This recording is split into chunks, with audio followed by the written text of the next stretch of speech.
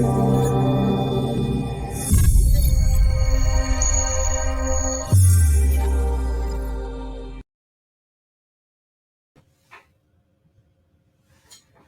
to the Ideagen Global Partnerships Summit live from the NASDAQ. We are ecstatic to have with us today Peggy Pelonis, President of the American Community Schools of Athens. Peggy, welcome. Thank you, George. It's great to be here. Always great to be in your presence. Adriane Thorpe, Summer Discovery, welcome. Thank you. Good morning, It's been George. too long. We're back. We're back. And the Honorable and Esteemed Esteban Olivares, Summer Discovery, welcome. Thank you, George. You know, it's so exciting to be live here at the NASDAQ market site, recording for Ideagen TV during this Ideagen Global Partnerships Summit in 2022. I'd like to begin a question for Peggy.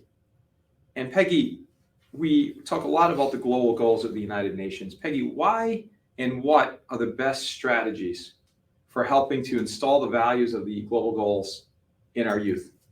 Well, first and foremost, it's important for them to be aware of what's going on in their community and in the world around them, especially as we talk about having international mindedness and being global citizens, to be able to collaborate with many people across the world.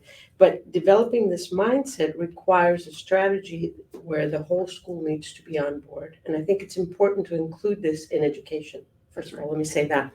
So in the curriculum, in community service, and in developing kind of self-reflective approaches to see how my actions as youth impacts the world around me, impacts, my relationships, impacts my community, and why not on a global level as well? How do I, make an impact to change aspects of my environment or things that are going on around me for the better that ultimately contribute to the Sustainable Development Goals?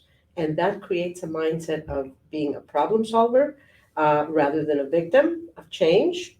It also contributes to developing psychological muscle. So because it contributes to an internal locus of control.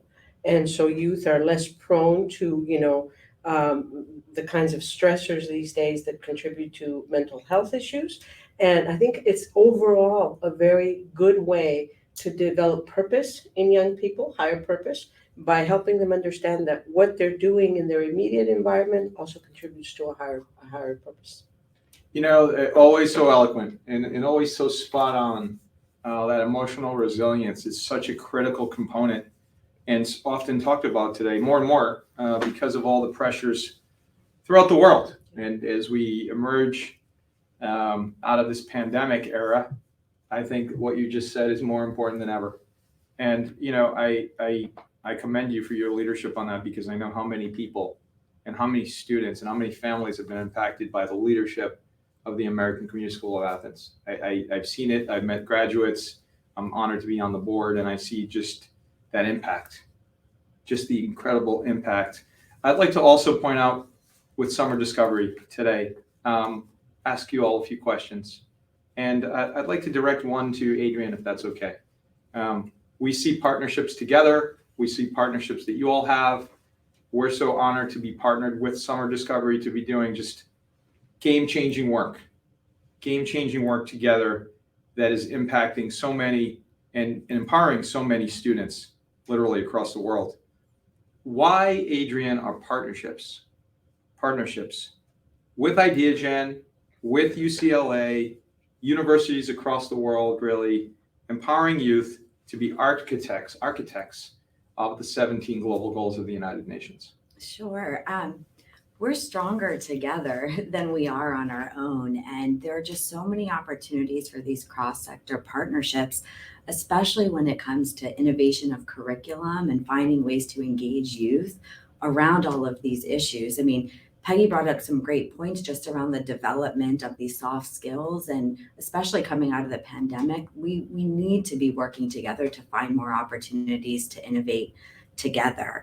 We're working with universities like UCLA, like Wharton, but through these other partnerships, for example, with the program we're working on together with Ideagen, there's just such a great opportunity to come together, bring students in the classroom, work in diverse teams, apply these real life skills, solve real world problems.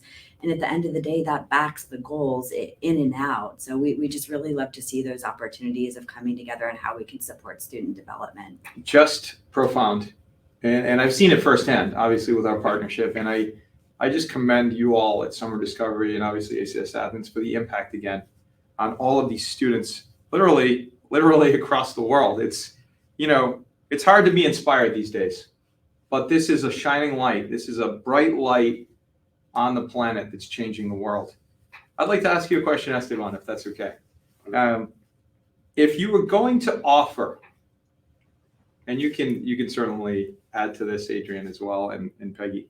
If you're going to offer one challenge to leaders, to global leaders, from large organizations and smaller organizations, what might be one challenge that you'd like to see and to offer them from the perspective of looking at those 17 global goals?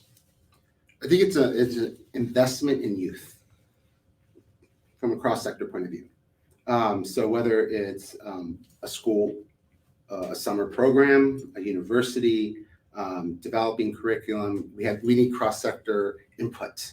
What does the future workforce look like? What can we do in our curriculum? How can we innovate to prepare that future workforce?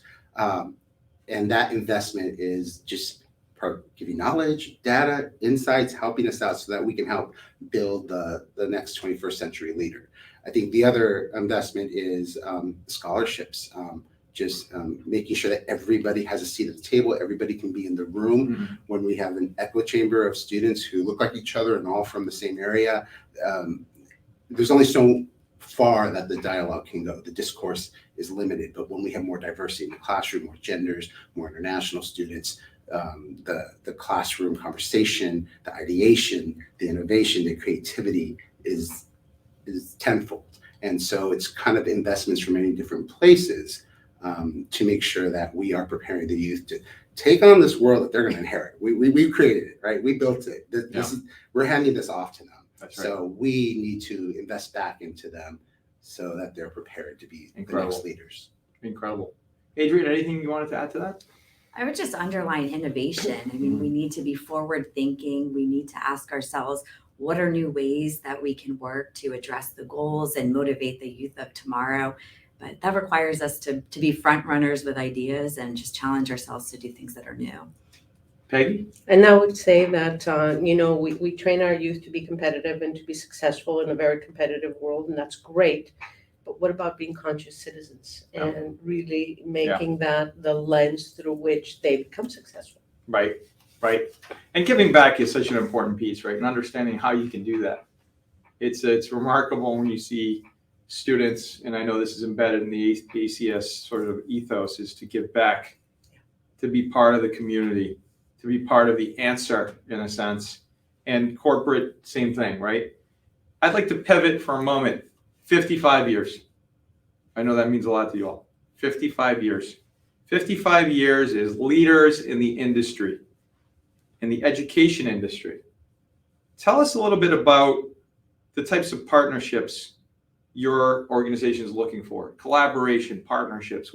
How do you determine, well, I want to partner with that organization versus that organization? So I think with our 55 years of experience, historically, our partners have been largely universities.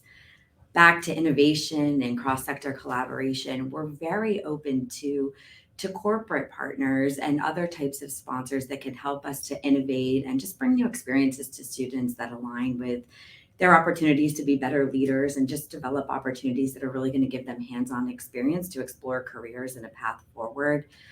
Esteban mentioned the accessibility piece before. So when we think of partners, we're also very open to opportunities that will help to increase accessibility to students to have these sorts of experiences. We partner with organizations like Derek Jeter's Foundation called Jeter's Leaders and Mind Matters. around, just being able to identify students and help connect them with these sorts of opportunities. So for us, there's no set formula. We are looking for partners who believe in the goal and, can align our missions and work together to help support all of the students out there. Incredible. Esteban, any further thoughts on that?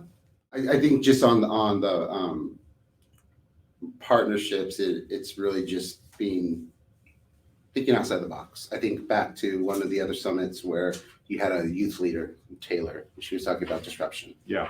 And I think that's partly it. We don't, in education, we have this kind of definition of traditional partners, and we always don't include corporations. We don't include the corporate sector. We don't include, certain organizations like, the United Nations or, government agencies into the fold, but we need to.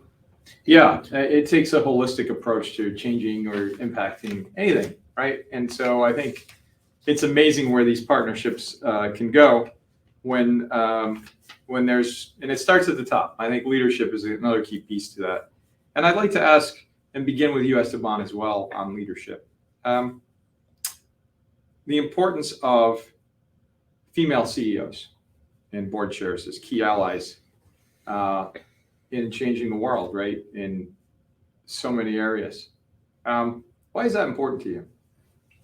Well, I talked before about the classroom, and if we have an echo chamber in the classroom, it only goes so far. I think if we have, we don't have enough gender equity, gender equality in the boardroom, on boards, conversation only goes so far. I feel women kind of have the ability to take a company, an organization to a whole different level. And I've seen that with my own organization with Adriane Thorpe as our CEO and at the helm. And I just think that more women CEOs is what can just ignite the economy, create more jobs. And it's just a different mindset that we need, and we need more female CEOs. Wow, Adriane, I'm interested to hear your reply to that as well. Sure. Start with the stats. Today, if you take the S&P 500 companies, 15% are comprised of female CEOs.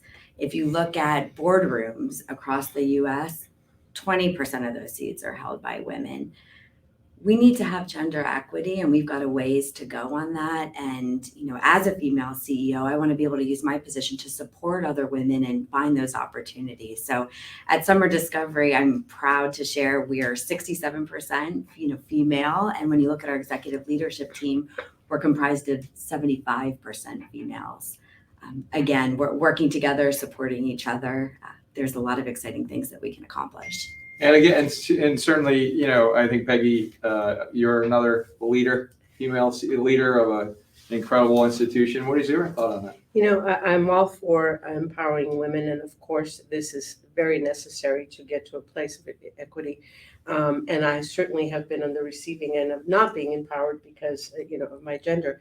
However, what I would really like to see is for all of us to get to a place when we're asking ourselves, who is the best person for the job? That's right. Not man or woman, who's the best person for the job? Right. Good point. So I'd like to end on a really relevant note because we've talked a lot about youth today. And here at the NASDAQ, it's rewriting tomorrow, and the youth is part of tomorrow. And we're broadcasting live from the NASDAQ. Peggy, what do you like most about working with youth? And then I'll pose the same question to you all. I love the incredible, ability to be creative and no bounds.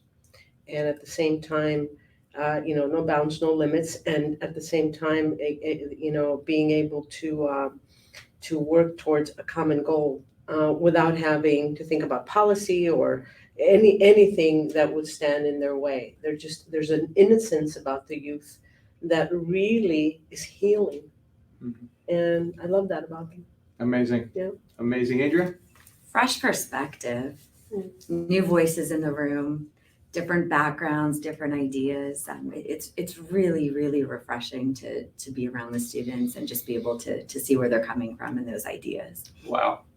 Esteban, the final word. The best thing I love working with youth is seeing where they're at 5 years later, 10 years later, running into them and just kind of hearing their stories and what they've done. And maybe they're telling you just how your classroom or your program had an impact on them. And you kind of see them now as adults doing real amazing things, solving real world problems now. And yeah, that's what I look forward to. Esteban Olivares, Adriane Thorpe, Summer Discovery, Peggy Pelonis, ACS Athens. Thank you so very much for your inspiration. Thank you for your impact. And thank you for your leadership. Thank you, George. Thank you for having us.